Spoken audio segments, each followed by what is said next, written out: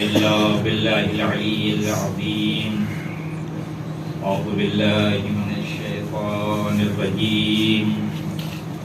بسم الله الرحمن الرحيم. حسبنا الله ونعم الوكيل. نعم المولى ونعم النصير. الحمد لله الذي لم يتخذ صاحبة ولا ولدا ولم يكن له شريك في الملك ولم يكن له ولي من الذل وكبره تكبيرا. الصلاة والسلام على سيدنا ومولانا بالقاسم محمد صل على آل محمد وعليه الطيبين الطاهرين المعصومين المظلومين ولعنة الله على أعدائهم أجمعين. أما بعد فقد قال الله الحكيم في كتابه الكريم وهو أصدق الصادقين. بسم الله الرحمن الرحيم. هو الذي بعث في الأميين رسولا منهم يتلو عليهم آياته ويزكيهم ويعلمهم الكتاب والحكمة وإن كانوا من قبل لفي ضلال مبين. صلوات علی محمد آل محمد. روز شہادت حضرت محمد مصطفیٰ صلی اللہ علیہ وآلہ وسلم اللہم صل علی حضرت کے سبت اکبر امام حسین علیہ السلام کی شہادت کا دن ہے. یہ دن عالم اسلام کے لیے عاشور سے کم نہیں ہے کہ جو ہمارے اور آپ کے درمیان سے ایسا کریم ایسا رحیم رسول گزر گیا جس کے لیے قرآن نے کہا کہ ہم نے رسول کو عالمین کے لیے رحمت بنا کے بھیجا ہے. وہ رسول جس کو اللہ نے مبعوث کیا تھا مکے کی سرزمین پہ، اور زمانہ ایک ایسا زمانہ تھا کہ جس کو قرآن نے کہا ہے فی ضلال مبین. ایک گمراہی ہوتی ہے اور ایک کھلی ہوئی گمراہی. اس سلسلے میں علماء نے بہت سی باتیں بیان کی ہیں کہ کھلی ہوئی گمراہی کیسے ہوتی ہے. ایک وقت ایسا ہوتا ہے کہ انسان خدا کو نہیں مانتا، لیکن جس کو مانتا ہے اس کے اندر کوئی خدائی بات ضرور ہوتی ہے. وحدہ لا شریک کی عبادت نہیں کرتا، لیکن جس کو بھی خدا مانتا ہے اس کے اندر کوئی قدرت، کوئی طاقت، کچھ ایسی باتیں ہوتی ہیں جس سے لگتا ہے کہ یہ خدا ہے. جیسے مشتریوں سے غلطی ہو گئی، اشتباہ ہو گیا، انہوں نے علی بن ابی طالب کو خدا ماننے کی غلطی کر دی، لیکن وہ غلطی اس لیے ہوئی کہ ذات علی کے اندر صفات خدا نے مظہر پیدا کر لیا تھا. تو جو کہ قدرت اتنی تھی علی بن ابی طالب کی کہ اس قدرت کو دیکھ کے وہ سمجھے کہ یہی خدا ہے. جبکہ آپ معصومین کے زندگی کو اٹھا کے دیکھیں، زیارت جامع کبیرہ جو بہت معروف اور بہت مشہور زیارت ہے، بہت ہی معتبر زیارتوں میں سے ہے. بزرگان فرماتے ہیں کہ اصلا ضرورت نہیں ہے کہ اس کی صنعت کی ہم بررسی کریں. خود متن زیارت بتا رہا ہے کہ معصوم کے علاوہ یہ جملات کہیں سے صادر نہیں ہو سکتے.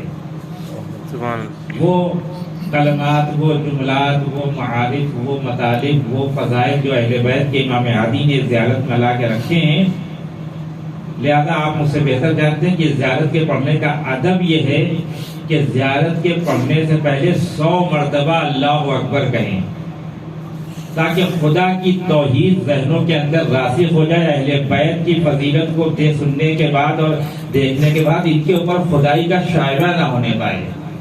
لہذا یہ کہا کہ 100 مرتبہ کم سے کم اللہ اکبر پڑھیں، اس کے بعد زیارت جامع کبیرہ پڑھیں. لیکن عرب کے اندر جو ضلال مبین تھا، جو کھلی ہوئی گمراہی تھی، وہ بہت عجیب و غریب تھی. تصور کرنا ہمارے لیے بہت مشکل ہے. کل رات کی مجلس میں، حرم کی مجلس میں میں نے عرض کیا تھا کہ کھلی ہوئی گمراہی کا ایک بہترین نمونہ یہ ہے کہ یہ صحرا میں رہنے والے عرب خداؤں کو جو بناتے تھے وہ حلوے کا خدا بناتے تھے. اب کیسے بناتے تھے، شکل اس کی کیسی ہوتی، اس کا اپنا اپنا الگ الگ سلیقہ تھا.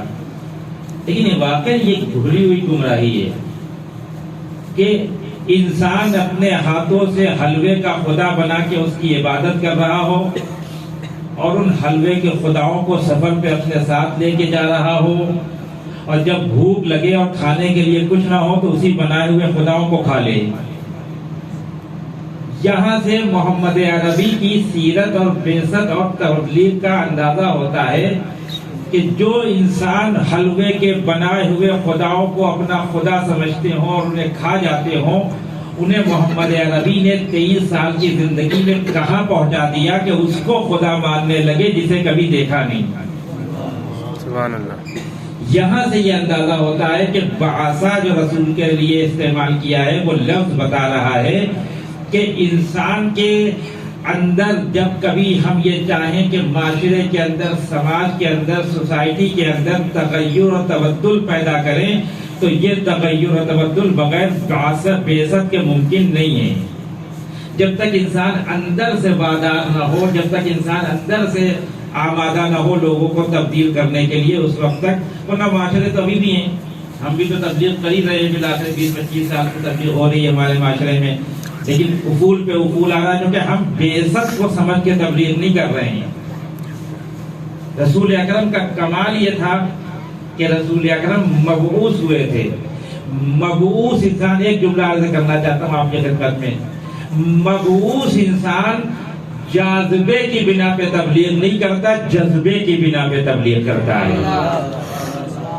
ہماری مشکل یہ ہے کہ ہم جاذبوں کو دیکھ کے تبلیغ کرتے ہیں، کچھ ملے گا تو تبلیغ کریں گے، لیکن جو اللہ کی طرف سے مبعوث ہو کے رسول آتا ہے وہ جذبے کو دیکھ کے تبلیغ کرتا ہے. جب انسان جذبوں کی بنا پہ تبلیغ کرتا ہے تو 23 سال کی زندگی میں ان لوگوں کو وحدہ لا شریک کا کلمہ پڑھا دیتا ہے جو کبھی حلووں کو اپنا خدا مانتے تھے. اتنا عظیم ہے ہمارا رسول. اب یہاں سے میں گفتگو کو شروع کر رہا. دیکھیں، میں کبھی بھی اس بات پہ زور نہیں دیتا جب رسول اکرم کی ولادت کی شہادت کا موقع آتا ہے اور ان کے سے متعلق گفتگو ہوتی ہے. یہی موقع ہوتے ہیں جب رسول کی زندگی کے بارے میں گفتگو ہوتی ہے، عام طور سے تو ہوتی نہیں ہے. میں کبھی بھی یہ نہیں کہتا کہ میں مسلمانوں کے رسول کے بارے میں کچھ عرض کرنا چاہ رہا ہوں. میں اصلاً مسلمانوں کے رسول کو کچھ مانتا ہی نہیں. میں اللہ کے رسول کی بات کرتا ہوں، میں مسلمانوں کے رسول کی بات نہیں کرتا. دیکھیں، مسلمانوں کے رسول کو اگر آپ اٹھا کے مسلمانوں کی کتاب میں دیکھیں گے تو وہ تو آپ کے محلے کے پیش امام سے بھی بدتر ہے. 2-3 مثالیں میں آپ کی خدمت میں عرض کرنا چاہتا ہوں تاکہ یہ اندازہ ہو جائے کہ مسلمانوں کا رسول کیا ہے اور اللہ کا رسول کیا ہے. یہ جو شور اٹھا پاکستان میں کہ توہین اصحاب، توہین اصحاب، توہین صحابہ، توہین صحابہ کے بل سے پہلے توہین رسالت کے بل کو پاس کروائیے. آپ بخاری اور مسلم کو اٹھا کے دیکھیے، وہاں آپ کو مسلمانوں کا رسول ملے گا. آپ جب قرآن کی آیتوں کو پڑھیں گے تو وہاں اللہ کا رسول نظر آئے گا. مسلمانوں کا رسول اتنا کمزور ہے، اتنا کمزور ہے کہ بیوی کی بنائی ہوئی لسٹ کو پورا نہیں کر پاتا، بھول جاتا ہے سامان لانے سے. لیکن اللہ کا رسول ایسا نہیں ہے. مسلمانوں کا رسول اتنا کمزور ہے کہ وہ سامنے کی چیزوں کو نہیں دیکھ پاتا. اللہ کا رسول اتنا عظیم ہے کہ وہ دیوار کے پیچھے چھپے ہوئے لوگوں کو دیکھ لیتا ہے. تو اللہ کے رسول میں اور مسلمانوں کے رسول میں زمین و آسمان کا فرق ہے. 2-3 روایتیں جو آپ نے سنی ہوں گی، میں صرف تکراری بیان کرنا چاہ رہا ہوں آپ کے لیے کہ مسلمانوں کے رسول کو آپ دیکھیں، یہ توہین رسالت ہے کہ بخاری یہ روایت نقل کر رہے ہیں کہ رسول اپنی بیوی کے ساتھ ایک ہی بستر پہ موجود ہیں، ایک ہی کمبل کے اندر بیٹھے ہوئے ہیں اور خلیفہ اول آ گئے. یہ مسلمانوں کا رسول ہے جو ہم سے یہ کہتا ہے کہ جب تمہارے گھر میں بچے بڑے ہو جائے تو خبردار بیوی کے ساتھ ایک بستر پہ ان کے سامنے نہ بیٹھنا، کیونکہ یہ تربیت کے منافی ہے. الگ ہو جانا. لیکن یہ مسلمانوں کا بخاری کا رسول ہے جو ایک ہی کمبل میں اپنی بیوی کے ساتھ بیٹھا ہوا ہے، خلیفہ اولا بیٹھے رہے رسول اکرم، کوئی ان کے اندر کوئی فرق نہیں پڑا، وہ آ کے بات چیت کر کے چلے گئے۔ دوسرے خلیفہ آئے، رسول ایسے ہی بیٹھے رہے اطمینان سے اپنی بیوی کے پاس، اور جب تیسرے خلیفہ آنے لگے تو رسول نے اپنے بیوی سے کہا کہ جلدی ہٹو یہاں سے، یہ تیسرے آ رہے ہیں بہت غیرت مند ہیں۔ اس کا نتیجہ کیا نکلا کہ اگر یہ تیسرے غیرت مند ہیں تو پہلے اور دوسرے کے بارے میں کیا خیال ہے؟ یہ مسلمانوں کا رسول ہے جو اس طرح کے فعل کو انجام دے رہا ہے۔ مسلمانوں کا رسول اپنی بیوی کو اپنے کندھے پہ بٹھا کے میلہ گھمانے لے جاتا ہے، لیکن اللہ کا رسول اپنے دوش پہ کمڈی ڈال کے اللہ کے سجدے میں جھک جاتا ہے۔ اب روایات کے سلسلے میں بہت زیادہ ہے کہ کچھ ایسی باتیں ہیں کہ جو واقع حقیقت میں ہمارے جو مبلغین ہیں جو 10 سال اور 15 سال سے نمازیں پڑھا رہے ہیں اپنے محلے کی مسجد میں، اپنے شہر کی مسجد میں، ان سے بھی ایک صادق نہیں ہوتا کہ مسلمانوں کا رسول نماز پڑھنے کے بعد متوجہ ہوتا ہے کہ اس کے جسم پہ اس کے لباس پہ نجاست لگی ہوئی ہے، وہ مسلمانوں سے کہتا ہے پھر سے نماز پڑھو۔ آپ جا کے اپنے وطن میں جو آپ کے مبلغین وہاں موجود ہیں، آپ اپنے وطن والوں سے پوچھیے کہ پچھلے 15 سال سے 20 سال سے آپ کے کسی مبلغ نے آج تک یہ کہا کہ میں نے نماز غلط پڑھا دی حالت نجاست میں؟ تو جو مبلغ حالت نجاست میں 15 سال سے نماز نہ پڑھا رہا ہو وہ مسلمانوں کے رسول سے تو بہتر ہوا، کیونکہ مسلمانوں کا رسول نماز پڑھانے کے بعد کہہ رہا ہے کہ نجاست لگی ہوئی ہے۔ جو رسول اپنے کپڑے پہ لگی ہوئی نجاست کو نہ دیکھ سکے وہ امت کی گمراہی کو کیا صحیح کرے گا؟ جیسا میں کبھی بھی مسلمانوں کے رسول کی گفتگو نہیں کرتا، میں اللہ کے رسول کی گفتگو کرتا ہوں۔ اللہ کا رسول بہت عظیم ہے، اللہ کا رسول اتنا عظیم ہے کہ اللہ اسے معراج پہ لے کے چلا گیا۔ اللہ کا رسول اتنا عظیم ہے کہ وہ جب سجدے میں جاتا ہے، جب وہ راتوں میں عبادت کرتا ہے تو اللہ اس سے کہتا ہے کہ اے میرے رسول راتوں میں کچھ دیر آرام کر لیا کریے۔ غور کیا آپ نے روز شہادت رسول اکرم میں 2-3 باتیں آپ کی خدمت میں اسی حوالے سے عرض کرنا ہے کہ جو آیت میں نے پڑھی وہ سورہ جمعہ کی، اور اس کے علاوہ بھی 2-3 مقام پہ اسی طرح کی آیت کا ذکر ہے۔ پروردگار نے رسول کو مبعوث کرنے کی بات کی اور رسول کو 3 کام دیے مبعوث کرنے کے لیے، کہ ایسا نہیں کہ رسول یوں ہی آ گئے معاشرے کے اندر۔ کل رات کی مجلس میں نے عرض کیا کہ رسول نے کوئی کام معجزے سے نہیں کیا، 23 سال کی زندگی میں جانوروں کو انسان اور انسانوں کو صاحب ایمان بنانا یہ رسول کی بعثت کا کمال ہے، معجزے کا کمال نہیں ہے۔ ہاں معجزوں کے پیچھے جائیں گے تو بڑا مسئلہ پیش آ جائے گا۔ یہ بنی اسرائیل نے اتنے معجزے دیکھے جناب موسیٰ کے ہاتھوں سے، اتنے معجزے دیکھے، کم تھے، اس میں سے ایک معجزہ ہماری اصلاح کے لیے کافی ہے۔ اگر ہم فرعون کو ڈوبتے ہوئے دیکھ لیں، اگر ہم یہ دیکھیں کہ موسیٰ نے اپنے عصا کو پہاڑ پہ مارا تو وہاں سے چشمے جاری ہو گئے، یہ کم معجزہ ہے، لیکن کیونکہ یہ معجزے والے مسلمان تھے، محمد نے کہا معجزہ دکھا کر میں تم کو مسلمان نہیں بناؤں گا، اپنے کمال کردار سے تم کو مسلمان بناؤں گا۔ تو جب کمال کردار سے مسلمان بنتا ہے تو آپ دیکھیں رسول اکرم کہاں تک لے کے آئے انسانیت کو اس 23 سال کی زندگی میں۔ آپ عربوں کے ماحول کو مجھ سے بہتر جانتے ہیں، جس طرح سے وہ قتل و غارت کرتے ہیں، ایک دوسرے کو جان سے مارتے ہیں، ایک مسئلے پہ 40 سال تک جنگیں ہو رہی ہیں۔ جس عرب کے اندر جان لینا کمال ہو، 23 سال کی زندگی میں محمد عربی نے اپنے کردار سے کیا کر دیا کہ جس معاشرے میں جان دینا کمال تھا اس معاشرے کو جان لینا کمال تھا کہ ہم ان کی جان لے لیں گے، ہم ان کو جان سے مار دیں گے، اسی معاشرے کو 23 سال کی زندگی میں رسول نے اس کمال پہ پہنچا دیا کہ اب یہ جان لینے کو کمال نہیں سمجھتے، جان دینے کو کمال سمجھتے۔ پہلی جنگ احد، جنگ بدر میں اور جنگ احد کی 2 جنگوں کو بہت غور سے اگر آپ دیکھیں تو اس میں بہت نکات ہیں ان جنگوں میں جو رسول نے لڑی، خاص کر جنگ احد میں آپ جانتے ہیں کہ جیتی ہوئی جنگ مسلمان ہار گئے، اور اس کے بعد جب اس درے سے جہاں پہ مسلمانوں کو کھڑا کیا گیا تھا وہاں وہ دیکھنے لگے، اوپر سے انہوں نے دیکھا کہ سب تو مال غنیمت لے کے جا رہے ہیں، اگر ہم یہاں کھڑے رہے تو کیا ہوگا؟ نتیجہ کیا ہوا کہ انہوں نے کہا کہ اب تو ہم جنگ جیت گئے ہیں، رسول نے کہا تھا کہ کھڑے رہنا. دیکھیے یاد رکھیے گا، اپنے رہبر کی بات اگر نہیں مانیں گے تو دنیا میں رسوا ہو جائیں گے. رہبر کی بات ماننا بہت ضروری ہے. انہوں نے کہا مال غنیمت ہے، اگر ہم کو نہیں ملا تو کیا ہوگا؟ گویا رسول کو عادل نہیں سمجھتے تھے. اگر جنگ مسلمانوں نے فتح کی ہے، اس میں سے جو کچھ بھی حاصل ہوگا وہ سب کے اوپر تقسیم ہوگا، چاہے وہ درجے پہ کھڑا ہو چاہے وہ میدان جنگ میں ہو. تو میں بات سے بھی عرض کرنا چاہوں کہ 23 سال کی زندگی میں رسول اکرم نے اپنے کمال کردار سے کیا کر دیا. 23 سال پہلے جو جان لینے کو کمال سمجھتے تھے وہ جان دینا سیکھ گئے. اسی میدان احد میں جب زخمی پڑے ہوئے تھے تو کچھ لوگوں نے کہا کہ چلو ان کو پانی پلائیں.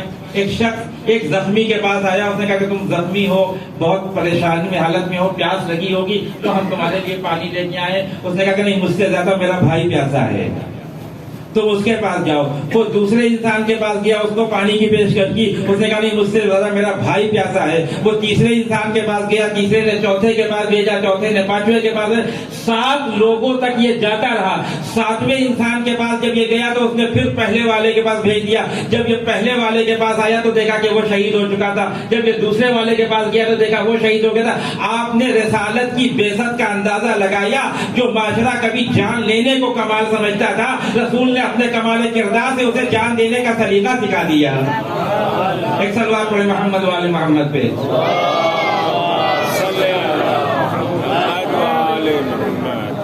23 سال کی زندگی رسول اکرم کی ہے. اس زندگی میں رسول اکرم نے معجزوں سے کام نہیں لیا. اس زندگی میں رسول اکرم نے کوئی جبر و اکراه نہیں کیا. اپنے کردار کو، وہ بھی 23 سال میں جو تبلیغی زندگی مکے اور مدینے کی ہے اس کی بات کر رہا ہوں. ورنہ وہ جو 40 سال خاموش رہے جہاں رسول نے اپنے کردار کا کلمہ پڑھوایا، وہ ایک الگ مسئلہ ہے. وہ زندگی ایک الگ زندگی ہے. 63 سال کی زندگی کو اگر آپ اٹھا کے دیکھیں تو کمال سے بھری ہوئی زندگی ہے. لیکن پھر میں مسلمانوں کی طرف آنا چاہتا ہوں.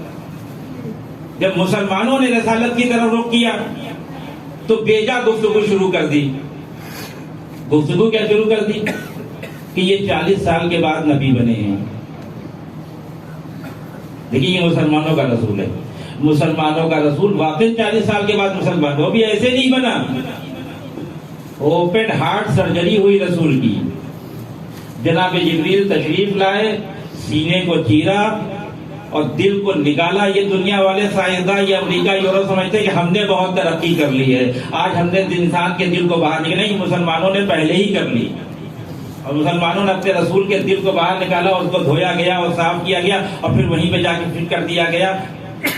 دیکھیے انسان کے اندر اگر شعور اور بلندگی اور کمال نہ ہو تو وہ دل سے اس لوتھڑے کو سمجھے گا.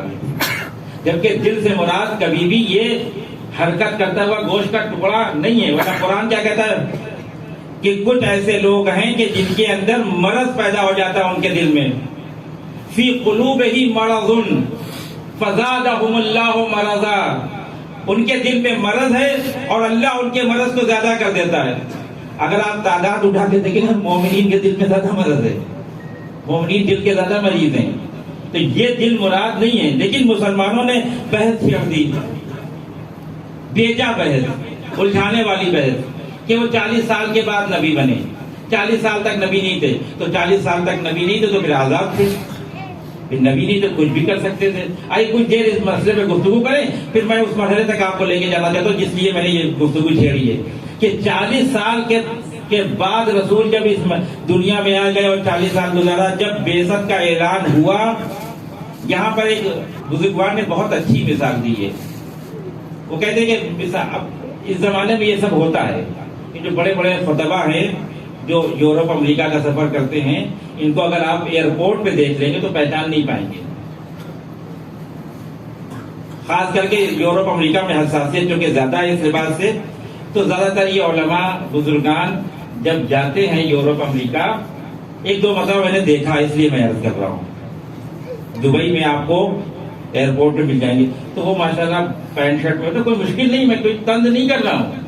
ہاں یہ آپ نے سمجھے کہ میں طنز کر رہا ہوں کہ انہوں نے پینٹ شرٹ پہن لیا تو وہ دین سے خارج ہو. نہ، میں صرف ایک بات عرض کرنا چاہتا ہوں. دبئی میں مثال کے طور پہ ایک بہت بڑے خطیب مل گئے، پینٹ شرٹ میں تھے. ایک مومن سے ملاقات ہوئی، اس نے ہاتھ ملایا، بات چیت ہوئی. انہوں نے کہا کہاں جانے کا؟ یورپ جا رہے ہیں. کہا میں بھی یورپ جا رہا ہوں. کہ چلیے ساتھ میں چلتے. دونوں آدمی پہنچ گئے یورپ. اور یہ چاہنے والا آیا اس امام باڑے میں جہاں یہ مولانا مسجد پڑھنے کے لیے آئے تھے. اب جب ان کو ممبر پہ دیکھا تو یہ تو ابا قبا اور مامے میں بڑے مقدس. تب اس نے یہ سمجھا کہ اچھا جس سے دبئی ایئرپورٹ پہ ہم ملے تھے وہ عالم تھے, ایک خطیب تھے وہ. تو اب میں یہ سوال کرنا چاہتا ہوں, یہ یورپ آ کے خطیب بنے ہیں یا پہلے سے خطیب تھے؟ ایک دم سے یورپ کے بارڈر میں پہنچنے کے بعد ان کے اندر اللہ نے خطابت لا کے ڈال دی, علم لا کے ڈال دیا کہ نہیں یہ پہلے سے خطیب تھے, اظہار خطابت وہاں ہوا ہے, اظہار خطابت وہاں ہوا ہے. رسول اکرم کا مسئلہ یہ پہلے سے نبی تھے, اظہار نبوت بیسن پہ ہوا ہے. ایک صلوات پڑھے محمد والے محمد پہ.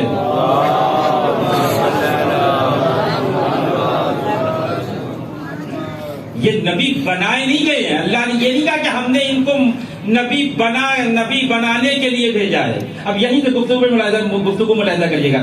جب اللہ یا دنیا کے نظام کو اٹھا کے آپ دیکھیں, سفارت کا جو نظام ہے, جو کہ رسول کا کام ہے اللہ کے پیغام کو بندوں تک پہنچا دینا. کوئی ایک طرح کا سفیر ہے لیکن دنیاوی سفیر کی طرح نہیں ہے. اس کے اوپر عصمت کا پہرا لگا ہوا ہے, اس کے پاس کمالات ہیں, اس کے پاس فضائل ہیں, اس کے پاس کردار ہے. جب یہ دنیا کے ممالک اپنا سفیر کسی دوسرے ملک میں بناتے ہیں تو کیا طریقہ ہوتا ہے بنانے کا؟ اسے یہ کہتے ہیں کہ جاؤ تم اس ملک میں جاؤ, جب تم وہاں پہنچ جاؤ گے تو ہم کو فون کرنا, پھر ہم تمہارے سفیر ہونے کا اعلان کریں گے. ایسا تو نہیں ہوتا. اس کو اپنے ہی ملک سے سفیر بنا کے بھیجا جاتا ہے. حد یہ ہے کہ اگر کوئی ایک ایسا انسان ہے جس کو ملک والے سفیر بنانا چاہتے ہیں, حکومت والے سفیر بنانا چاہتے ہیں, کسی ملک میں بنا کے بھیجنا چاہتے ہیں, اور وہ پہلے سے اس ملک میں ہے, تو یہ نہیں کہ یہاں سے لیٹر بھیج دیا کہ آپ سفیر ہو گئے. کہتا آپ واپس اپنے ملک آئیے, ہم یہاں سے آپ کی سفارت کا اعلان کریں گے. اس کے معنی کہ دنیاوی سفارتیں جب تقسیم کی جاتی ہیں تو سفیر بننے کے لیے نہیں بھیجا جاتا, سفیر بنا کے بھیجا جاتا ہے. اور یہ بھی نہیں ہوتا کہ جب وہ کسی ملک میں پہنچ جائے تو وہاں کے لوگ کہیں کہ ابھی ہم آپ کو سفیر نہیں مانیں گے, 2-4-10 سال آپ یہاں رہ لیجئے, اس کے بعد ہم آپ کو سفیر مانیں گے. وہ کہے گا تم ہم کو سفیر مانو یا نہ مانو, ہم حکومت کی طرف سے سفیر بنا کے بھیجے گئے ہیں. یہی مسئلہ مسلمانوں کے ساتھ ہے. اللہ نے محمد عربی کو سفیر بننے کے لیے نہیں بھیجا, سفیر بنا کے بھیجا. رسول بننے کے لیے نہیں بھیجا, رسول بنا کے بھیجا ہے. اب مسلمان ان کو رسول مانے تب بھی یہ رسول ہے, مسلمان ان کو رسول نہ مانے تب بھی یہ رسول ہے. فرق پڑنے والا نہیں ہے. جب دنیاوی نظام کی بات آتی ہے تو اس میں سب کہتے ہیں کہ نہیں بھائی. اور دیکھیں جب یہ سفیر جاتا ہے تو جس دن یہ اپنے گھر سے نکل رہا ہوتا ہے یہ سفیر ہوتا ہے, اس کا پروٹوکول سفیروں والا ہوتا ہے. یہ وہاں پہ جا کے لگیج نہیں کرواتا جہاں عام لوگ کرواتے ہیں, یہ اس گیٹ سے نہیں داخل ہوتا جہاں سے عام لوگ داخل ہوتے ہیں, یہ اس گیٹ سے نہیں نکلتا جہاں سے عام لوگ نکلتے ہیں. کیوں؟ اس لیے کہ یہ کسی ملک کا سفیر بنا کے بھیجا گیا ہے. اب دنیا یہ کہتی ہے کہ جب رسول اکرم پہ دنیا میں تشریف لائے تو دنیا کا نقشہ ہی بدل گیا. یہ دنیا کا نقشہ اس لیے بدل رہا ہے کہ یہ دنیاوی سفیر نہیں آ رہا, یہ اللہ کا رسول آ رہا ہے. جب اللہ کا رسول آئے گا تو دنیا کے اندر تبدیلیاں پیدا ہو جائیں گی. اور دوسری بات, جب یہ سفیر بن کے چلا جاتا ہے, میں قرآن کے اس مرحلے تک لے کے آنا چاہتا ہوں, جب یہ سفیر بن کے کسی ملک میں چلا جاتا ہے تو اب اس کی اپنی شخصی زندگی کچھ نہیں ہوتی. یہ جو کچھ بھی کرے گا یہ حکومت کی ترجمانی کر رہا ہے. حد یہ ہے کہ اس کے اگر یہ کسی ریسٹورینٹ میں بیٹھ جائے اور وہاں اس سے جھگڑا ہو جائے تو یہ نہیں کہا جائے گا فلاں صاحب کسی سے لڑ گئے, کہا جائے گا فلاں ملک کا سفیر وہاں پہ کسی سے لڑ گیا. کیوں؟ اس لیے کہ یہ ملکی کی ترجمانی کر رہا ہے. یہی مسئلہ تھا. یہ کچھ بھی کہے گا, یہ بیان دے گا تو یہ نہیں کہے گا فلاں نے بیان دیا ہے, کہا جائے گا فلاں ملک کے سفیر نے بیان دیا ہے. اللہ جب اپنے رسول کو بھیج رہا ہے اس کائنات میں تو جانتا ہے کہ اس کائنات میں رسول کی کچھ ذمہ داریاں ہیں. لہذا پروٹوکول کے لیے اس سے پہلے کہ کوئی کچھ رسول کے اوپر الزامات لگائے کہ رسول حالت نجاست میں نماز پڑھ لیتا ہے, رسول یہ کام کر لیتا ہے, رسول وہ کام کر لیتا ہے, اللہ نے کہا وما ينطق عن الهوى ان هو الا وحی وحی ہوا میرا رسول اب جب تمہارے درمیان رسول بن کے جا رہا ہے تو یاد رکھنا یہ خود کلام نہیں کرتا، جب تک میں نہ کہوں یہ کلام نہیں کرتا، اس کا کوئی اپنا عمل نہیں ہوتا، اس کی اب اپنی شخصی زندگی نہیں ہے، یہ حقوقی زندگی میں ڈھل گیا ہے، یہ ہمیشہ رسول بن کے رہے گا، یہ ہمیشہ رسول بن کے زندگی گزارے گا۔ لہذا اب اگر کوئی رسالت کے ہاتھوں پہ بیعت رضوان کے موقع پہ بیعت کرتا ہے تو اللہ کہتا ہے رسول یہ آپ کے ہاتھ پہ بیعت نہیں ہوئی ہے، یہ الہی ہاتھوں پہ بیعت ہوئی ہے۔ اگر رسول کسی کی طرف انگریزیں پھینک دے تو اللہ یہ کہتا ہے کہ یہ آپ نے نہیں پھینکی، یہ ہم نے پھینکی ہے۔ یعنی رسول کی پوری زندگی الہی اور توحیدی دائرے میں ایسی ہے کہ رسول کوئی بھی عمل کرے گا اللہ کہے گا رسول نے نہیں کیا، ہم نے کیا ہے۔ اب ایک طرف رسول کا یہ کردار اور ایک طرف رسول کا وہ کردار دیکھیے جو بخاری و مسلم میں بیان کیا گیا ہے۔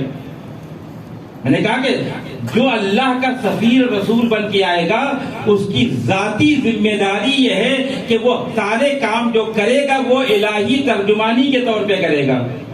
اب رسول اکرم اپنی بیوی کے پاس بیٹھے ہوئے ہیں اور کچھ بچیاں آ گئی وہ گانا گانے لگی، یہ سب روایتیں ہیں۔ اب یہ زیادہ کھل کے سامنے آ گئی جب سے توہین کا مسئلہ پیش آیا تو بیوی نے منع کرنے کی کوشش کی، کیا تم رسول کے سامنے یہ کام کر رہی ہو، غلط بات ہے، یہ گانے یہاں نہیں گاؤ۔ رسول نے کہا جانے تو کیوں تم منع کر دے، گانے تو ان کو گانا۔ یہ مسلمانوں کا رسول ہے جو چیزوں کو نظر انداز کر دیتا ہے، لیکن مسلمانوں کا رسول اور اللہ کے رسول میں زمین و آسمان کا فرق ہے۔ میں آپ کو اس مرحلے تک لے جانا چاہتا ہوں۔ آئیے رسول اکرم کی زندگی کے اس مرحلے کو دیکھیں کہ رسول اسلام کی پوری زندگی کو آپ اٹھا کے دیکھ لیں توحید کے دائرے میں ہے۔ مسلمانوں کا رسول جنگ نہیں لڑ پائے گا۔ اچھا ایک الزام اور ہے رسول کے اوپر کہ رسول شجاع نہیں تھے، بہادر نہیں تھے، کیونکہ ہمارے معاشرے میں بہادری کی علامت یہ کہ ہاتھ میں تلوار ہو۔ اس کا نتیجہ دیکھیے مسلمانوں میں کیا ہوا۔ جن مسلمانوں نے بہادری کو تلوار سے جوڑا ہے انہوں نے یہ نہیں دیکھا کہ تلوار کس پہ چل رہی ہے، بس تلوار چلنا چاہیے، بڑے بہادر ہے۔ اور عجیب مرحلہ اسلام میں بڑھ رہی ہے، مسلمان پریشان ہو جاتا ہے، جو تلوار چلا رہا ہے وہ بھی لا الہ الا اللہ کہہ رہا ہے، جس کے گلے پہ تلوار چل رہی وہ بھی لا الہ الا اللہ کہہ رہا ہے۔ میں آپ سے یہ پوچھنا چاہتا ہوں کہ وہ انسان زیادہ شجاع ہے جو دشمن کے سامنے تلوار کے ساتھ جا رہا ہے، یا وہ انسان زیادہ شجاع ہے جو دشمن کے سامنے بغیر تلوار کے کھڑا ہے؟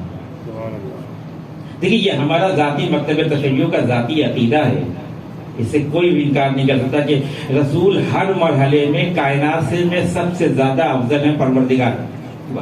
ہاں یہ کہ علی ابن ابی طالب سے زیادہ افضل ہے، یہ عقیدہ ذاتی ہے ہمارا۔ تو جب علی ابن ابی طالب سے زیادہ رسول افضل ہیں تو جیسے علم میں افضل ہے ویسے شجاعت میں بھی افضل ہیں۔ بس یہ مسئلہ الگ ہے کہ رسول نے کبھی تلوار نہیں اٹھائی۔ تلوار نہ اٹھانے کی وجہ یہ ہے کہ جس کے پاس علی جیسا شجاع شاگرد ہو اس کے استاد کو زحمت کرنے کی ضرورت نہیں پڑتی۔ میدان جنگ میں علی ابن ابی طالب کا بیان ہے کہ جب جنگ کے شعلے بہت بلند ہوتے تھے اور لوگ گھبرا جاتے تھے تو ہم سب رسالت کے پناہ میں چلے جاتے تھے۔ اب میں آپ سے پوچھنا چاہتا ہوں کہ جنگ کے میدان میں جو پناہ لے رہا ہے وہ زیادہ بہادر ہے، جو پناہ دے رہا ہے وہ زیادہ بہادر ہے؟ یہ فیصلہ کریں، اہل عقل فیصلہ کرے۔ جو لوگوں کو بچا رہا ہو وہ زیادہ شجاع ہے، جو جس کے پاس لوگ جا کے بچ رہے وہ زیادہ شجاع ہے، جو اپنی تلوار لے کے میدان جنگ میں جا رہا ہے وہ زیادہ شجاع ہے، جو دشمن کے سامنے بغیر تلوار کے جا رہا ہے وہ زیادہ شجاع ہے۔ میدان جنگ میں اٹھا کے دیکھ لی رسول دشمن کے سامنے لیکن ہاتھ میں تلوار نہیں ہے۔ لہذا ہمارا ذاتی عقیدہ یہ ہے کہ شجاعت کے مسئلے میں بھی کائنات میں کوئی رسول کا مقابلہ نہیں کر سکتا۔ ایک سلوات پڑھے محمد والے محمد۔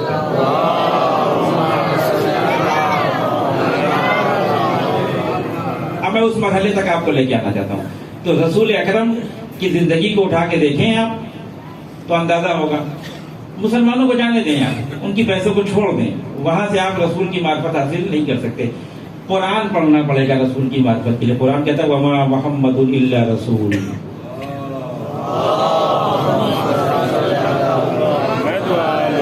اصل بحث مجھے یہ کرنا ہے۔ قرآن کہتا ہے محمد صرف رسول ہے، تو میں نے پہلے کیا کہا تھا کہ جب کوئی کسی ملک کا میں سفیر بن کے جاتا ہے تو بس وہ سفیر ہوتا ہے، اس کی شخصی اپنی کوئی حیثیت نہیں ہوتی. اور یہ دلیل ہے میرے پاس کہ گھر میں رہنے والی بیویاں بھی سمجھتی تھی کہ یہ محمد نہیں ہے، یہ رسول ہے.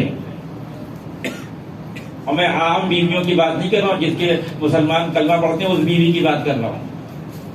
آپ نے ایام فاطمیہ میں ایک حدیث روایت بہت سنی ہوگی.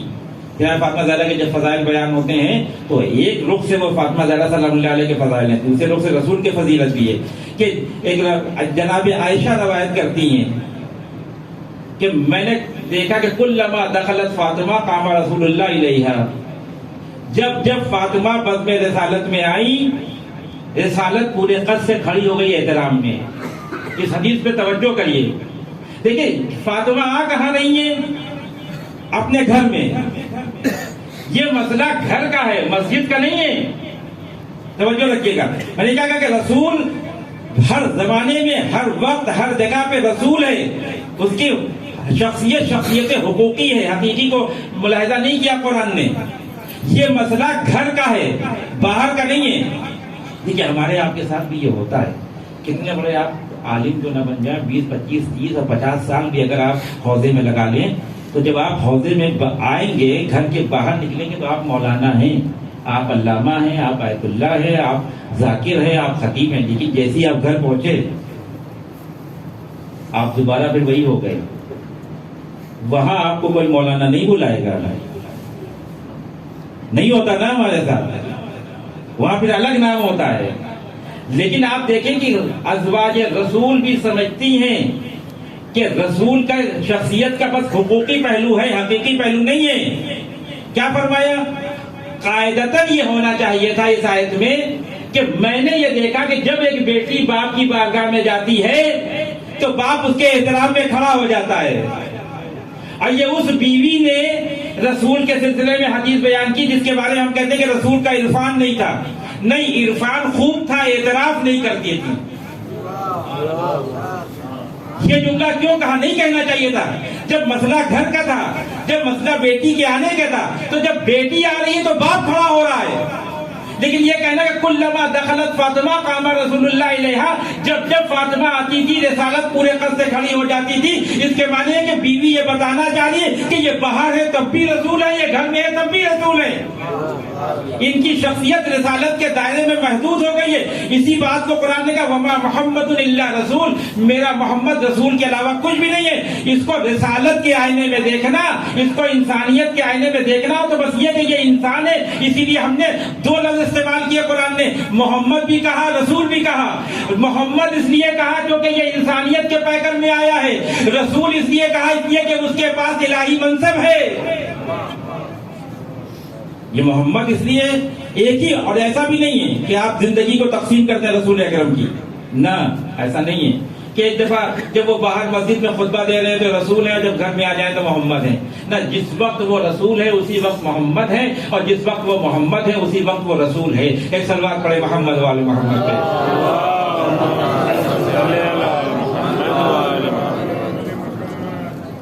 تو رسول اکرم کی زندگی اسی محور پہ ہے کہ اللہ نے کہا کہ نہیں، یہ صرف رسول ہے ہمارا. لیکن اب مسئلہ کیا ہے کہ یہ رسول ہیں. اب ادھر سے آ کے کفار مکہ کہنے لگی کیا ماں لہٰذا رسول یاکل الطعام ویمشی فی الاسواق، تو یہ کیسا رسول ہے جو راستہ بھی چلتا ہے، بازاروں میں جاتا ہے، کھانا کھاتا ہے.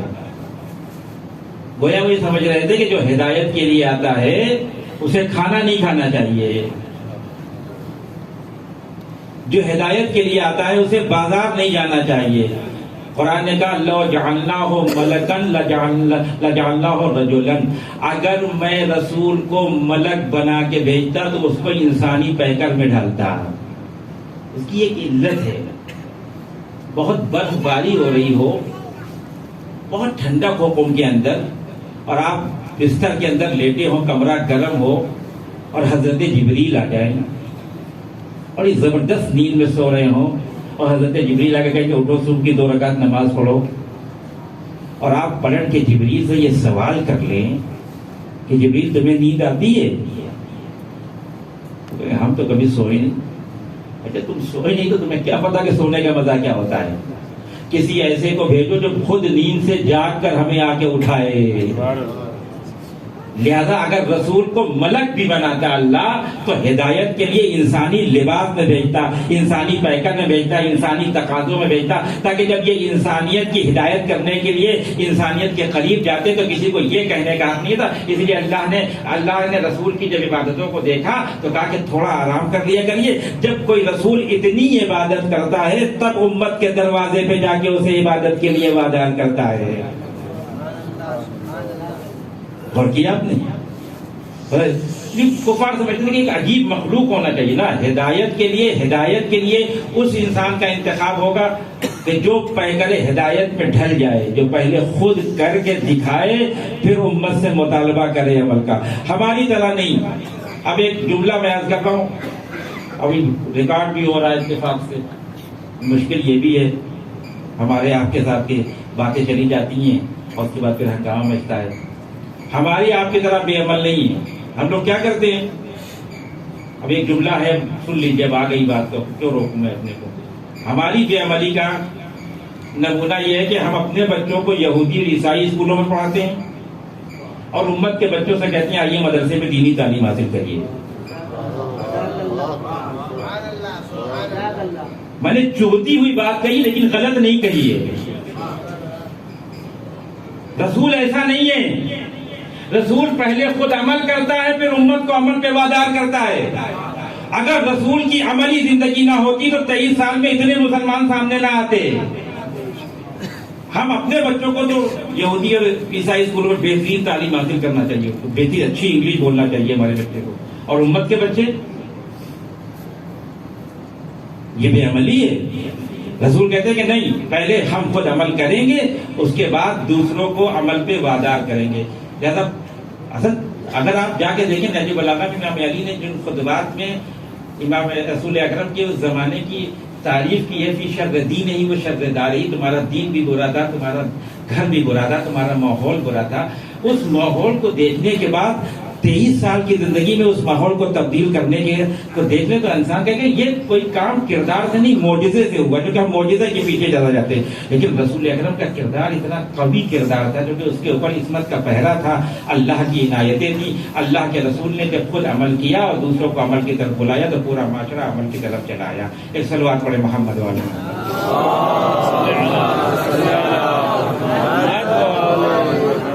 تو رسول اکرم کے سلسلے میں یہ بات شروع ہو گئی کہ کب نبی بن کے آئے, کب بنے نبی. 40 سال کے بعد بنے ہیں.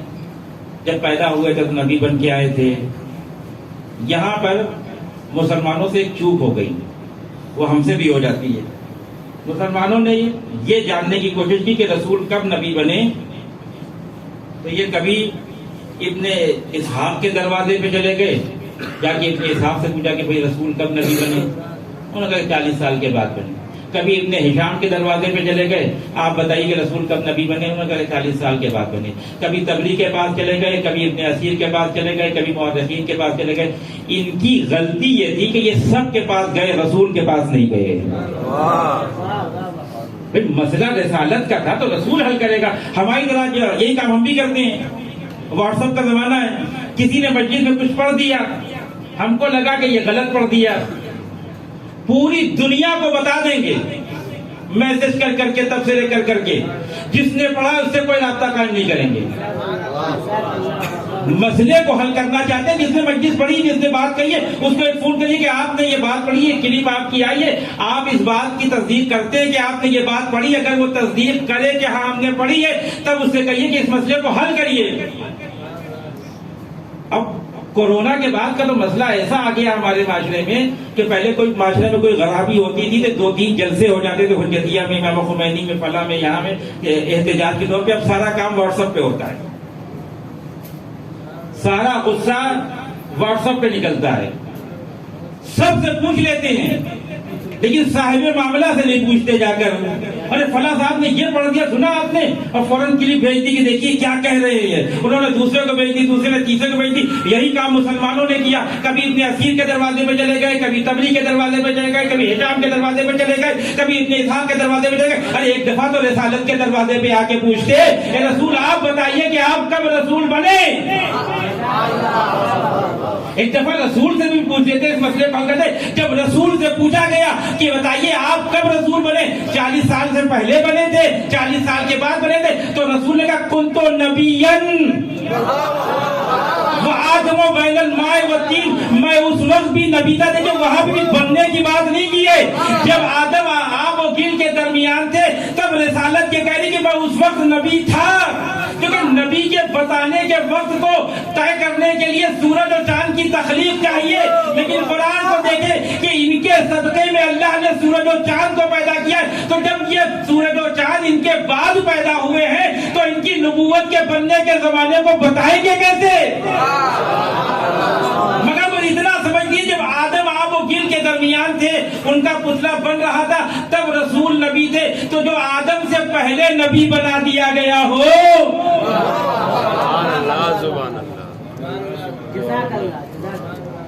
اس کے سلسلے میں گفتگو ہو رہی ہے کہ 40 سال کے بعد نبی بنے کہ 40 سال کے بعد نبی بنے. ایک سلوات پڑے محمد والے محمد کے. بس میں بات کو اختتام تک لے جا رہا ہوں. ایک مسئلے کی طرف اشارہ کرنا تو کہ رسول کی پوری زندگی کو چھوڑ دیں. اتنی کتابیں لکھی گئی، اتنے حاشیے لگائے گئے، اتنے مقالے لکھے گئے. آپ صرف اس میں محمد کو اٹھا کے دیکھ لیجیے. انسان اس گفتگو میں اگر جائے تو حیرت زدہ ہو جائے گا کہ اللہ نے اپنے رسول پہ کیا عنایتیں کی ہیں. بس اسی بات کو بیان کر کے میں بات کو ختم کر رہا ہوں. کہا وما محمد الا رسول، میرا محمد صرف رسول ہے اور کچھ بھی نہیں ہے. لیکن خود اس محمد میں کیا چھپا ہے؟ یہ محمد اسم بہت بابرکت اسم ہے. دنیا میں سب سے زیادہ رکھنے والا نام یہ محمد ہے. محمد کیسے بنا؟ یہ حمد سے بنا ہے. حمد سے بنا ہے. ہم کسے کہتے ہیں؟ اختیاری کمالات پر کسی کی تعریف کرنے کا نام حمد ہے، جس کا اصل مستحق ذات پروردگار ہے. اسی لیے ہم کہتے ہیں الحمدللہ رب العالمین.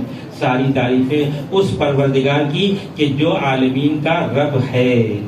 اسی حمد سے محمد بنا ہے، اسی حمد سے محمود بنا ہے.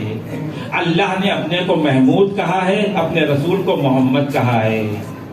جب محمود کے معنی میں جائیں گے تو وہاں لکھا ہوگا کہ محمود کے معنی ہے جس کی تعریف کی جائے. جب محمد کے لفظ کو اٹھائیں گے اور اس کے معنی تلاش کریں گے تو وہاں لکھا ہوگا کہ جس کی بہت زیادہ تعریف کی جائے. بات تھوڑی سی یہاں پہ سنگین ہو گئی ہے. جو اللہ کا نام ہے اس کی تو خالی تعریف کی جائے، اور جو رسول کا نام ہے اس کی بہت زیادہ تعریف کی جائے. پروردگار یہ مسئلہ کیا ہے؟ کہ مسئلہ یہ ہے کہ جب بندہ خدا کی تعریف کرتا ہے تو اس کی تعریف محدود ہوتی ہے، کیونکہ بندہ محدود ہے. سبحان اللہ سبحان اللہ. چونکہ بندہ محدود ہے تو اس کی زبان سے جو تعریف نکلے گی وہ بھی محدود ہوگی. تو اس تعریف کی وجہ سے خدا ہوگا محمود. اور جب خدا کسی بندے کی تعریف کرے، کیونکہ خدا لامحدود ہے تو اس کی تعریف بھی لامحدود ہوگی. جب خدا کسی بندے کی تعریف کرے گا تو وہ بندہ محمد بن جائے گا. اس کے معنی کہ جب بندہ خدا کی تعریف کرتا ہے تو خدا محمود ہوتا ہے، اور جب خدا بندے کی تعریف کرتا ہے تو بندہ محمد ہوتا ہے. بڑی لطافت ہے اس میں. اب اس اسم کو کھولتے ہیں، بس بہت جلدی جلدی بات ختم کرنا، وقت زیادہ ہو گیا. محمد کے حروف کو دیکھتے ہیں. مرحوم شیخ صدوق نے اپنی امالی میں روایت نقل کی ہے. کہتے ہیں کہ تعلموا تفسیر ابجد، سیکھو الف لا الف میں الف بے اور جتنے بھی حروف ہیں اس کے اندر جو رموز پوشیدہ ہے اس کی تفسیر سیکھو. اس کے بعد کہتے ہیں، روایت کو آگے بڑھاتے ہیں کہ ویل لعالم جہل، اس عالم کے اوپر ویل ہے جو اس تفسیر سے واقف نہ ہو. اب بس 2 سے 3 منٹ کے اندر میں بات کو ختم کر رہا ہوں. محمد کیسے بنائے؟ میم ہے دال، میم ہے دال، محمد بن گیا. یہ میم کیا بتا رہی ہے محمد کی؟ جب آپ اس باب میں جائیں گے روایات پڑھیں گے تو آپ کو یہ مطلب ملے گا. محمد کی میم اللہ کی ملکیت کو بتا رہی ہے. فملک اللہ الذی لا یزول ودوام اللہ الذی لا یفنا. اللہ نے محمد کی میم میں جو میم رکھی ہے اس کی خاصیت یہ ہے کہ یہ اس حکومت کی طرف اشارہ کر رہی ہے نہ جس کو زوال ہے نہ فنا ہے. یعنی اللہ نے محمد کی میم میں اپنی ساری ملکیت کو، اپنی ساری حکومت کو لا کے رکھ دیا ہے. اور ظاہر ہے کہ جب ملکیت، جب حکومت ہوتی ہے تو بغیر حاکم کے نہیں ہوتی. جب اللہ نے اپنی ساری حکومت کو محمد کی میم میں لا کے رکھ دیا تو اللہ تو مرنے والا ہے نہیں، تو اللہ کی حکومت تو ہمیشہ باقی رہے گی. تو اس کا لازمہ یہ ہے کہ جب حکومت باقی ہے تو وہ میم کا صاحب میم بھی باقی رہے گا جو اس پہ حکومت پہ فائز ہے. لوگ کہتے ہیں محمد مر گئے دنیا سے جگہ، نہیں، محمد مرے نہیں ہے، دنیا سے گئے نہیں ہے. آج بھی محمد کی حکومت ہے، بس نام بدل گیا ہے، کردار وہی ہے. یہ جملہ سنتے جائیے، نام بدل گیا ہے، کردار وہی ہے. اب محمد نہیں ہے، محمد کے بعد وہی کردار علی کے اندر آیا، علی کے بعد وہی کردار حسن کے اندر آیا. یہاں پر بہت جلد بازی میں ہم ایک جملہ کہہ دیتے ہیں کہ اللہ نے محمد کے نور کو 14 ٹکڑوں میں تقسیم کر دیا اور عوام بھی نعرے لگاتی ہے. اب آپ تو اہل علم ہیں، آپ نے تو بدایہ ندایہ کو نہایہ کو حفظ کیا ہوا ہے. آپ جانتے ہیں کہ نور کو تقسیم نہیں کیا جا سکتا. تقسیم ہونا جسم کی خاصیت ہے، نور کی خاصیت نہیں ہے. جو چیز جسم میں ڈھل جائے اسے تقسیم کیا جاتا ہے. جو عالم مجرد کی چیزیں ہوتی ہیں، مجرد چیزوں کو تقسیم نہیں کیا جاتا. نور مجرد چیزوں میں سے ہے، مادی چیزوں میں سے نہیں ہے. تو محمد کے نور کو، اور دوسری بات ہے کہ اگر آپ یہ اصرار کریں کہ نہیں اللہ نے تو تقسیم کیا ہے، تو جو چیز تقسیم ہو جاتی ہے وہ کم ہوتی چلی جاتی ہے.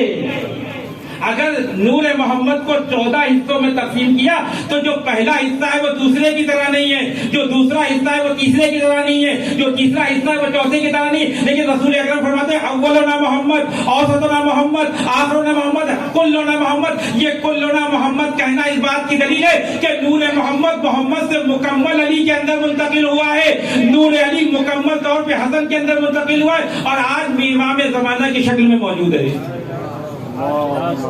نور منتقل ہوتا ہے لیکن تقسیم نہیں ہوتا. تو میم سے مراد وہ حکومت ہے، وہ اختیار ہے. اچھا آپ محمد کو اٹھا کے دیکھیں گے تو اس میں میم جب آپ پڑھیں گے تو میم 3 دفعہ پڑھا جاتا ہے، محمد.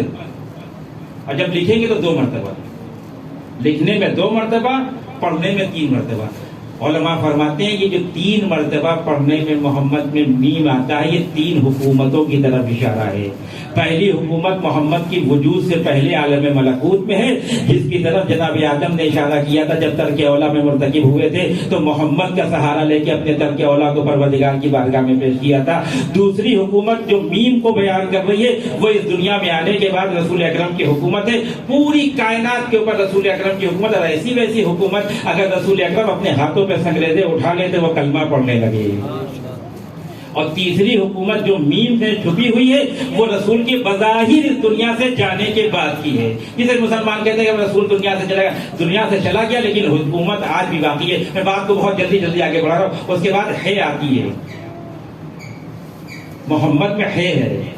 علماء فرماتے ہیں، روایات آپ جا کے پڑھیں، ہے سے مراد حدود الذنوب عن المستغفرین، لوگوں کے وجود سے ان کے گناہوں کو جھاڑ دینے کا کام محمد کی ہے کرتی ہے. یعنی اللہ نے رسول اکرم کو اتنا اختیار دیا ہے کہ اگر کوئی گناہ کرے اور بارگاہ رسالت میں آ کے معافی مانگے تو اللہ، گناہ تو اللہ کی بارگاہ میں کیا لیکن معافی محمد کی بارگاہ میں ملے گی. اور یہی سے توسل کا عقیدہ شروع ہوتا ہے. جو لوگ انکار کرتے ہیں کہ کوئی کسی کو بخشوا نہیں سکتا، یہ محمد کی ہے کے اندر اللہ نے اتنا کمال پیدا کر دیا کہ پوری کائنات اپنے گناہوں کے ساتھ اگر رسالت کے دروازے پہ آ کر اس اپنے پشیمانی کا اظہار کرے تو اللہ نے محمد عربی کو ہے کی وجہ سے اتنے اختیارات دیے کہ پوری کائنات کے گناہوں کو معاف کرتے. اور اس کے بعد آخری دال ہے، اور دال سے مراد دین اللہ ہے جو محمد کے وجود میں رکھ دیا ہے. لیکن ہر دین نہیں، وہ دین جس سے خدا راضی ہو. ہر دین نہیں جو ہم نے بنایا ہوا ہے دین، وہ دین نہیں جو اللہ نے غدیر کے میدان میں جس نے دین سے رضایت کا اعلان کیا تھا، اس دین کے کہ جب رسول کا جنازہ اٹھا تو چند لوگوں نے رسول کے جنازے میں شرکت کی، ہمارا کلیجہ پھٹ گیا۔ لیکن جب اہل بیت کی دوسری فرد دنیا سے گئی، یعنی رسول کی بیٹی جب دنیا سے گئی تو ہم اس انتظار میں تھے چلو کچھ سیاسی مسائل تھے کہ رسول کے جنازے میں مدینے والے نہ آ سکے، ارے رسول کی بیٹی کا جنازہ اٹھے گا لوگ آئیں گے، لیکن ہم نے دیکھا رات کی تاریکی میں رسول کی بیٹی کا جنازہ بھی اٹھا۔ مسئلہ آگے بڑھا اور جب فرض سوم اس دنیا سے کہ علی ابن ابی طالب، تو ہم تو مطمئن تھے کہ چلو یہ مسلمانوں کا خلیفہ ہے، خلیفہ کے جنازے کو اٹھانے کے لیے مسلمان آئیں گے، لیکن علی کا جنازہ بھی رات کی تاریکی میں اٹھا۔ رسول رات کی تاریکی میں دفنائے گئے، فاطمہ زہرا کو شب میں دفنایا گیا، علی مرتضیٰ کا جنازہ رات کی تاریکی میں اٹھا۔ لیکن جب حسن مجتبیٰ زہر کے ذریعے دنیا سے گئے تو ہم انتظار کرتے تھے لیکن اب حسن کا جنازہ کیسے اٹھا ہے؟ ارے حسن کا جنازہ دن کے اجالے میں اٹھا۔ ارے ہمیں یہ تسلی ہو رہی تھی چلو یہ اہل بیت کی چوتھی فرد ہے، جنازے میں لوگوں نے شرکت تو کی، کاش یہ جنازہ بھی رات کی تاریکی میں اٹھایا جاتا۔ آپ کی آوازیں بلند ہو گئی۔ جب غربت کا مسئلہ آتا ہے تو ہم حسین ابن علی کو یاد کرتے ہیں۔ بے شک مولا آپ بہت غریب ہیں، آپ کی غربت کا کوئی جواب نہیں ہے۔ جب غربت کا سوال ہوتا ہے تو ہم امام رضا کے روضے کا رخ کرتے ہیں، یا غریب الغرباء۔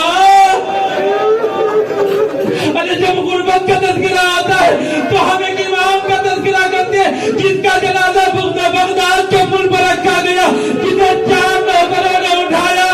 لیکن میں عرض کروں گا مولا آپ سب غریب ہیں، حسین ابن علی غریب ہے، لیکن کب غریب ہے جب عباس نہیں ہے؟ حسین کب غریب ہے جب علی اکبر مارے گئے، جب احبا مارے گئے۔ امام رضا آپ غریب ہے، مجھے کوئی اس میں شک نہیں ہے، لیکن مولا آپ جب غریب تھے آپ کا جنازہ تو اٹھایا گیا، مولا آپ کا روزہ تو بنا۔ امام کاظم بے شک آپ غریب ہے، لیکن حال حسن کی غربت۔ یہ 3 شخصیتیں جن کا میں نے تذکرہ کیا بے شک یہ غریب ہے، لیکن یہ تینوں شخصیتیں غریب اس لیے ہے کہ عالم غربت میں ہے۔ ارے عالم غربت میں تو واقعی غریب ہے۔ حسین غریب ہے، کربلا میں ہے، امام رضا غریب ہے، طوس میں ہے، امام کاظم غریب ہے قازمین میں، لیکن حسن ایک ایسے غریب کا نام ہے جو اپنے وطن میں غریب ہے۔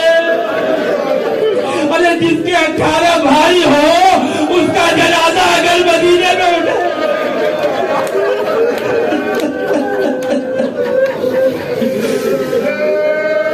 رسول اکرم دنیا سے گئے،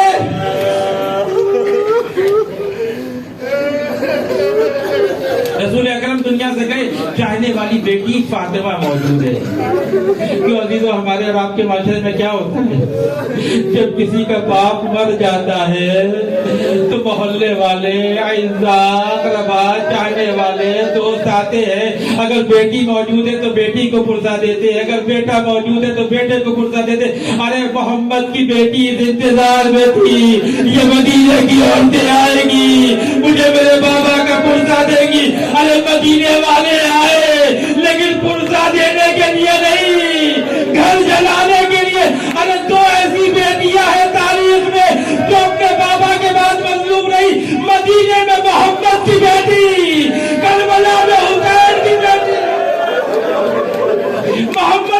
محمد کی بیٹی مدینے میں فاطمہ ہے۔ ارے محمد کے بعد، باپ کے جانے کے بعد منہ پہ ایسا تماشا مارا کہ گوشوارہ ٹوٹ کے گر گیا۔ کربلا میں حسین کے بعد بیٹی کے گوشوارے چھین لیے گئے۔ مدینے میں جب محمد کی بیٹی رونا چاہتی تھی، ارے مدینے والے آگے کہتے یا تم رو لیے کربلا میں جب حسین کی بیٹی رونا چاہتی تھی تو ظالم آگے منہ پہ تماشے لگاتا تھا۔ لیکن بس میں اتنا عرض کروں گا، اے فاطمہ زہرا آج آپ یتیم ہو گئی، آج باپ کا سایہ سر سے اٹھ گیا، لیکن اے بی بی ذرا کربلا میں آئیے، سکینہ کا جلا ہوا کرتا، لبیں پھٹی ہوئی، کانوں سے خون جاری ہے۔ آپ 2 ताबूत की ज़ियारत करेंगे, खुश नसीब है। लेकिन मदीने में माहौल बड़ा अजीब था। 3 दिन तक रसूल का जनाजा पड़ा रहा। तीसरे दिन अली मुर्तज़ा ने रसूल के जनाजे को दफनाया। अजीजों, एक तरफ ये रसूल का जनाजा है और एक तरफ नवाज़े रसूल का जनाजा उसी मदीने में। अजीजों, इससे बड़ी गुर्बत क्या होगी कि जिसके पास अब्बास जैसा भाई मौजूद हो, अरे जिसके पास हुसैन जैसा भाई मौजूद हो, अरे जब वो दुनिया से जाए हसन तो मुतमईन होंगे। अरे जिसके इतने भाई हो उसका जनाजा बड़े शान से उठेगा। लेकिन वसीयत से ये मालूम होता है कि इमाम हसन को अंदाजा था कि उनके जनाजे के साथ क्या होगा। कहा भैया हुसैन, ख्वाहिश तो ये है कि मुझे नाना के पहलू में दफन करिएगा, लेकिन अगर किसी तरह का कोई इख्तिलाफ, कोई फसाद पैदा होना चाहता है तो आप उसे रोकने के लिए मुझे नाना के पहलू में दफन करिएगा। अरे बहुत बड़ी वसीयत नहीं थी। अरे एक नवासे ने नाना के पहलू में दफन होने की ख्वाहिश जाहिर की थी। लीजिए, इमाम हसन का इंतकाल हुआ, वसीयतें करके दुनिया से चले गए। अरे भाइयों ने दफन का एहतमाम किया। जनाजा उठा होगा तो बहनें तड़प रही होगी, ए भैया खुदा हाफिज, ए बीबी ज़ैनब, आज हसन का जनाजा निकल रहा है, आप रो रही है, लेकिन दिल को संभाल के रखिए, इसलिए कि हसन के जनाजे के साथ आपके जवान भाई मौजूद है। ए बीबी उस वक्त क्या करेगी जब युद्ध का खंजर होगा, हुसैन का गला होगा, एक बहन आवाज देगी, ए पितर साथ, अरे मेरा माता है, हमारा जना बस मस्जिद खत्म हुई, आप ताबूत की ज़ियारत करें। हसन का जनाजा लेके रसूल के मज़ार की तरफ बढ़े, जालिम बीच में आ गए। अब हसन को रसूल के पहलू में दफन करने देंगे। हुसैन को भाई की वसीयत याद आई, ए अब्बास जनाजे को वापस लेके चलो। अब तो जनाजा वापस हुआ, उधर से तीरों की मारे, अरे कुछ तीर हसन के जनाजे में बेबस हो गए। अरे कुछ तीर हसन के जनाजे में बेबस हुए। जनाजे को ले जाके बकी में दफन किया।